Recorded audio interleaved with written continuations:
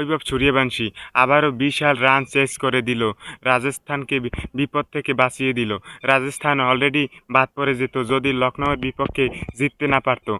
তাহলে তাদের বাদ পড়ার সংখ্যা একেবারেই প্রায় নিশ্চিত হয়ে যেতে পারতো হয়তোবা। দেখেন এই ম্যাচটা তাদের জন্য খুবই গুরুত্বপূর্ণ ছিল। এই গুরুত্বপূর্ণ ম্যাচে খুবই দুর্দান্ত একটা ইনিংস খেলে খুবই দুর্দান্ত একটা ইনিংস খেলে দলকে বাঁচিয়েছে। দেখেন 93 রান, মাত্র 38 বলের বিনিময়ে 93 রান করেছে। খুবই দুর্দান্ত স্ট্রাইক রেটে ব্যাটিং করেছে এবং ম্যাচটা একেবারেই সে হাতের মুঠোয় এনে দিয়ে তারপর সে তার উইকেটটা দিয়েছে। দেখেন 93 রানে ওখানে সে যে পজিশনে ছিল এবং 40 বলে 42 রানের দরকার ছিল। এখানে সে চাইলে টেস্ট খেলে তার সেঞ্চুরিটা পূরণ করতে পারত, কিন্তু সেটা সে করেনি।